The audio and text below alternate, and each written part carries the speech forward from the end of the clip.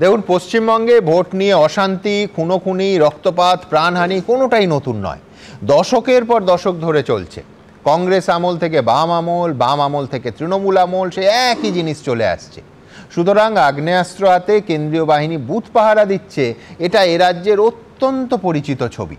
আর ভোটের দিনক্ষণ ঘোষণার পরেই একেবারে এলাকায় এলাকায় কেন্দ্রীয় বাহিনী শান্তি বজায় রাখতে রুট মার্চ করছে, এটাও পশ্চিমবঙ্গের একেবারে চেনা দৃশ্য হয়ে গেছে। কিন্তু ভোটের দিনক্ষণ ঘোষণার এখনো কয়েক মাস দেরি আছে। কিন্তু এখন থেকেই এসআইআর এর কারণে বিএলওদের নিরাপত্তার অভাব হচ্ছে এবং সেই বিএলওদের নিরাপত্তা সুনিশ্চিত করতে কেন্দ্রীয় বাহিনী ডাকার প্রয়োজন হচ্ছে, এটা সম্পূর্ণ অভূতপূর্ব। সবথেকে বড় কথা, বিএলওদের সুরক্ষার জন্য কেন্দ্রীয় বাহিনীকে ডাকার কথা বিবেচনা করছে জাতীয় নির্বাচন কমিশন এবং সুপ্রিম কোর্টে সেটা নির্বাচন কমিশন জানাচ্ছে। এ ঘটনা অতীতে ভারতবর্ষ কোনোদিন দেখেনি।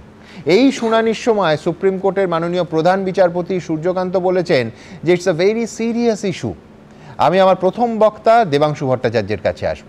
দেবাংশু, কাজের চাপে বিএলওদের মৃত্যু, এমনকি আত্মহত্যাও দেশের প্রায় সর্বত্র ঘটছে, শুধু পশ্চিমবঙ্গে নয়, গুজরাট এবং উত্তরপ্রদেশে এখন হয়তো পশ্চিমবঙ্গের ফিগারও ছাড়িয়ে গেছে, সে প্রসঙ্গে আসব।